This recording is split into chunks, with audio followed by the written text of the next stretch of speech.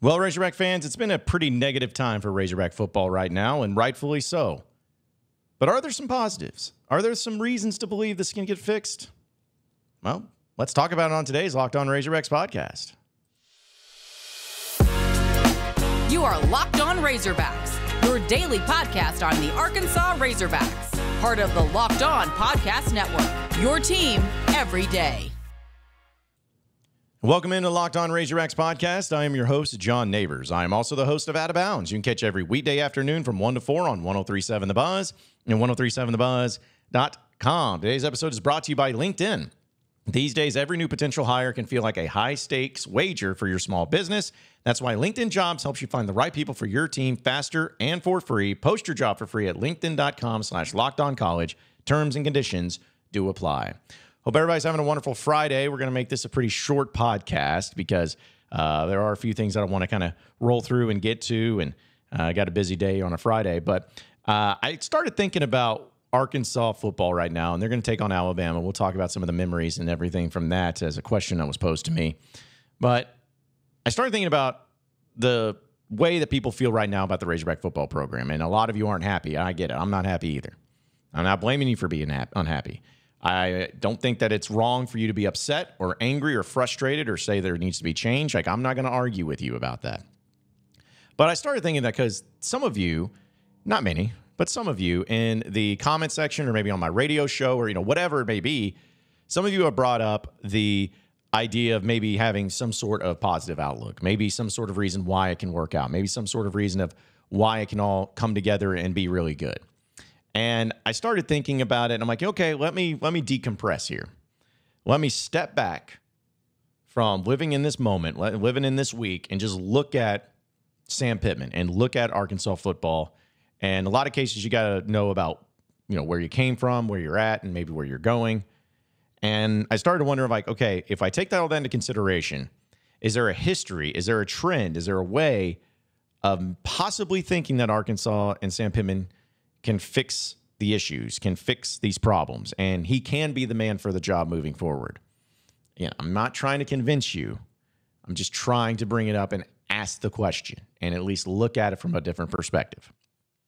And when I look at it, of course, knowing where Sam Pittman came from, he wasn't a head coach before he came at Arkansas. Not many people wanted this Arkansas job when he came on board.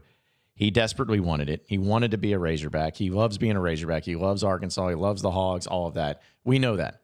And he came in and he stepped into a tough situation, and without a doubt, Arkansas being the bottom of the SEC. Laughingstock, just an absolute joke that Brett Bielema and Chad Morris did to Arkansas. And it was with COVID, too, in that first year. Just a lot of things weren't going well. So the question started to become of, okay, how does Arkansas fix this under Sam Pittman? He's never been a head coach before. We don't really know. Well, he goes 3-7. He wins 3 SEC games, which was incredible at the time, especially because Arkansas hadn't done that in a while. Honestly, should have been 4 games, but we all know about that Auburn game. But then the next year he goes 9 wins, and they go 4-4 in SEC play. And in those 4 losses that they had, they lost. If it wasn't for the insane schedule that they had, like if they would have played somebody else other than Georgia, there's a chance that they would have won 10 games. I know it's always woulda, coulda, shoulda, but you get smoked by Georgia, and then you have Ole Miss, you lose by 1. Alabama, you lose by a touchdown, both those games on the road. And then you throw in the fact that you lost to Auburn at home, a game you shouldn't have lost at home in that regard, but you did. And you could just tell that the team, just a matter of 2 years, have become an actual legitimate SEC team that may not win every game, but is going to be a team you got to take seriously. And then we know what happened last year, where you go into the year, there's high expectations, you get it going early, but you had the bad moment, the bad game, the bad play against Texas A&M, and it just really soured after that. You lost some games you felt like you shouldn't have. You had KJ Jefferson that was injured. There was problems on the team and inside the locker room. You couldn't figure it out. Like, there was just all these issues going on, and you needed to address the problems. And here you go into this year, and we know how it started. You're 2-4. It's not good. It's the worst start that Sam Pittman's had of his career at Arkansas, at least as head coach. So you're probably hearing me go through that, and you're like, okay, so what are you saying? Like, where is the reasons to think that this can be fixed? Well, here's one reason. And I want to reiterate that this is, again, not trying to convince you. This is just what I'm saying. This is what I'm thinking. I believe that if you're Arkansas and you're Sam Pittman, you know you got a challenge in front of you. But the one thing I will give Sam Pittman credit is that his teams have always played extremely hard. And right now, yes, you're 2-4. And doesn't matter how close you were, but you're not getting embarrassed. You're not getting embarrassed. You're not getting humiliated. You're not just getting the pants beat off of you by good teams because you're such a bad team. Like, that's something that Brett Bielema had happen to him. Something, of course, Chad Morris had happened to him, where he just got the brakes beat off of him. And right now, in your 4 losses, we know 3 of them in one possession, but you even lost, 11, 12 points to A&M. You're not getting embarrassed. You're being competitive. You're just not doing the things you need to do to win the games. So it's a matter of, can you just take that and get over it and make it work? Easier said than done, but if you do, suddenly the clouds lift and everything goes really well. But I will say that also Sam Pittman has been a guy who has addressed the problems and has fixed them whenever the problems have shown itself. It's so annoying, though, because, yes, I will give him credit for fixing problems, but then it's almost like, again, when you fix one problem, another problem comes out. It's like trying to plug up a bucket with holes in it. It's like you do one, and then another one pops open, and you just can't do it all at the same time. Because last year, Arkansas had the worst defense in the SEC by far. We all know that. This year, Arkansas fixed it. Sam Pittman fixed it. He hired a great coaching staff, I think, on the defensive side. They got a lot of great transfers in, and the defense is 7th in the SEC in total defense, which it's not the most elite, but considering that you have those numbers and you've played the 2 best offenses by far in the SEC already, and you're still 7th, that tells you something. If you wanted to look at the numbers too, if you didn't have to play Ole Miss or LSU, who knows? Maybe the numbers are even. Maybe you're even a top 5 defense right now. But you fixed the problem. Sam Pittman fixed the problem. He addressed it. He saw it, and he fixed it. And then with the case of the offense last year, I don't think the offense necessarily was a problem that needed to be fixed. There was just certain things that needed to be changed. It wasn't broken last year. It just needed to be changed. And Dan Enos comes in, and you keep the same offensive staff. You got your quarterback. You got your running back. Like, it feels like, okay, you did it, the things that you needed to do. But then comes this problem of how the offensive line is rough. And the offensive philosophy and the way that the plays have developed are bad. Like, it's all bad. And so I look at it, and I'm not making excuses, because you should be doing better than what you are. But Sam Pittman saw the defense in the Stros had last year, and he fixed it and made it better. The offense right now is really bad, having problems. So who's to say that if Sam Pittman makes it through the year and is able to keep his job, and we'll see if it happens, who knows, maybe it still will no matter what, that he doesn't have the approach, and maybe he's told to have the approach, okay, you got to let go of the entire offensive staff, or at least the vast majority of them, and fix it. Similar to what you did for defense, you got to do the same for offense. Just fix it and get it going. Who's to say that doesn't turn it around in 1 year with the transfer portal, with the right people in place, with the right guys in place? Who's to say that that's not it? Who's to say if you get a new offensive line coach and a new quarterbacks coach, or maybe a new coordinator, like all those things, like, who's to say that doesn't get fixed and next year is a good year? I don't know. It's not trying to convince any of you. It's frustrating. But I'm just looking at it the perspective of Sam Pittman has proven that he can fix things when they're broken. His issue is he's just got to keep the things that are broken from something else getting broken and then having to fix that while this other thing's doing its job, because that's what it's pretty much been the whole time. And in all the cases, still doing that while being competitive.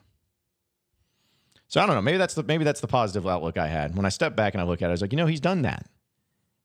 His team's still fighting really hard to play for him. And he's played a really tough stretch of games. But you got to find a way to get wins. And if it doesn't work out, it doesn't work out. But who knows? Maybe if they have a nice, strong finish to the season, they don't make moves and make changes. Like, would you be willing to think or give Sam Pittman the chance to fix it, to make some roster or coaching openings happen and hire some new guys, hire a new offensive staff? Like, would you be willing to give him a shot at it? I don't know. I may. They catch me in the right mood. But let's see how the rest of the season plays out. Talk about some of the memories for Arkansas and Alabama here in just a second. But folks, I got to tell you about these days. Every new potential hire can feel like a high-stakes wager for your small business, and you want to be 100% certain that you have the best access to best qualified candidates available. That's why you have to check out LinkedIn Jobs. LinkedIn Jobs helps you find the right people for your team faster and for free. And it's why small businesses with LinkedIn Jobs rank number one in delivering quality hires versus their leading competitors. So head over to LinkedInjobs.com/LockedOnCollege. They're going to help you find the qualified candidates that you want to talk to faster and for free. So post your job for free at LinkedIn.com/LockedOnCollege. That's LinkedIn.com/LockedOnCollege to post your job for free.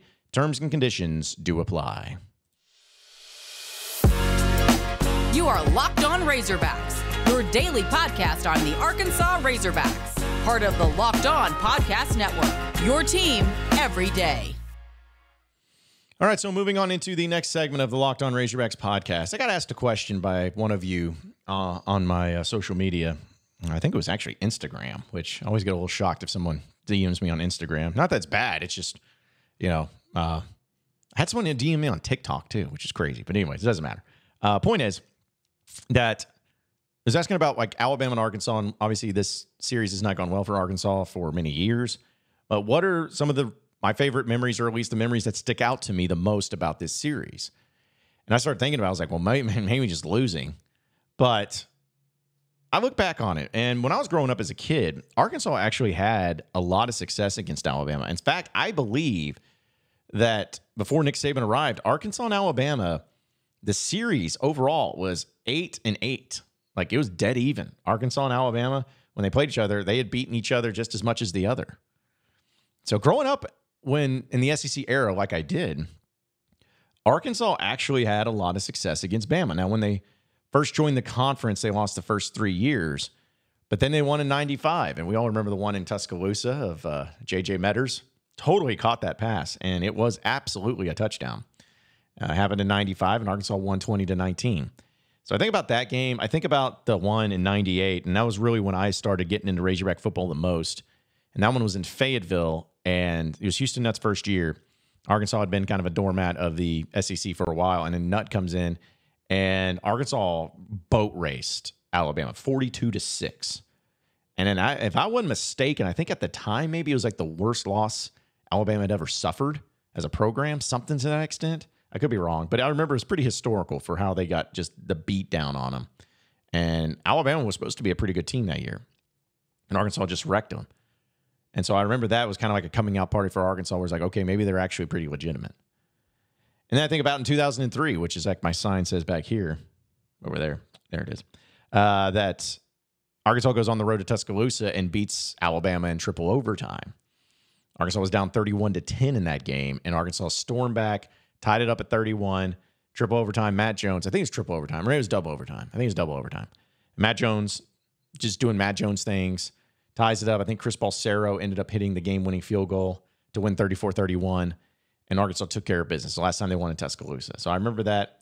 And then, of course, I remember the last time Arkansas beat Alabama in 2006. I was a senior in high school, and Arkansas was going up against Mike Shula in Alabama, and Arkansas should have lost that game about 4 or 5 times, but thankfully Lee Tiffin, the kicker for Alabama, could not hit anything. And when it went to overtime, he ended up missing the extra point when they scored first. Arkansas got the ball back, Mustaine to Cleveland for the touchdown, and there's Jeremy Davis hit the extra point, and Arkansas won that game by a final score of 24-23.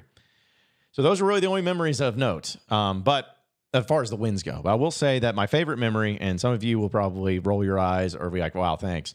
But honestly, my favorite memory of an Arkansas-Alabama game was in 2010. I brought this up before, and I'm going to do it again. Arkansas lost the game, I know.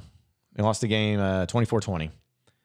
But to this day, so Arkansas was top 10. They were number 10 in the country. Alabama was number 1. Arkansas just beaten Georgia on the road. The Child's Please play. Alabama just won the national championship the year before.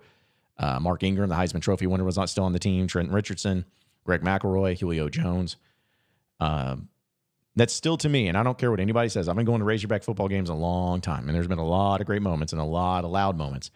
But there was nothing that was louder in Razorback Stadium than when Ronnie Wingo scored on that second play of the game again in 2010 against Bama. There was no moment that was louder that got it. Like, it was when sound had feeling. You felt it. If you were there, you felt it. And everyone just lost their collective minds because it had been building and building and building until that game. And then, bam, it happens and everyone just loses it. Still to this day, it gives me chills. Just one of the greatest plays in Razorback Stadium history. Not because of the insane thing that happened. And it didn't even have Arkansas winning it, but just remembering the feeling that it gave, where everything had been building up into that moment. And Bobby Trainer said, I got something for you, Nick Saban. And in 2 plays, down the field, touchdown. What a time. That was so much fun. Shame they didn't win. Still a fun memory nonetheless. Folks, snap into action this NFL season with FanDuel, America's #1 sportsbook, because right now new customers get $200 in bonus bets guaranteed when you have a $5 bet. That's $200 in bonus bets, win or lose. If you've been thinking about joining FanDuel, there's no better time than now to get into the action. The app is very easy to use. There's a wide range of options, including spreads and player props and overs and unders and so much more. So visit FanDuel.com/lockedon to kick off the NFL season. FanDuel, the official partner of the NFL. You are Locked On Razorbacks, your daily podcast on the Arkansas Razorbacks, part of the Locked On Podcast Network, your team every day. All right, so final segment of the Locked On Razorbacks podcast. Real quick, moving through the SEC and just kind of looking at all the things going on with it. We know Arkansas and Alabama are playing this weekend. It's at 11 a.m. Georgia and Vanderbilt, whatever. But there are some interesting matchups because you have Texas A&M and Tennessee. Now, this is at Tennessee in Knoxville. Tennessee's only a 3-point favorite. They're 19th in the country. They're 4-1. Texas A&M 4-2. Man, I see. Like, I kind of like A&M in that game. I kind of like A&M. Like, how did Tennessee lose to Florida? I still don't understand that. But I kind of like Tennessee in that game. Or Texas A&M in that game, I should say. That game's at 2:30 on CBS. And then at 2:30 on the SEC Network, you got Florida, South Carolina. Don't really care. It'll be interesting to see. Like, I still am not a believer in South Carolina at all. Like, they got offense, but I mean, at times, but I'm still not a believer in them. Auburn and LSU is also intriguing. This game's in Baton Rouge. I think LSU takes care of business, but you never know with those games. And then Missouri and Kentucky, we would have thought both of these teams sitting at 5-1, coming off of tough losses to better teams. Its game is being played at Kroger Field in Lexington. Kentucky's 2.5-point favorites. You know what? I'm probably taking Kentucky. I think they bounce back, especially at home.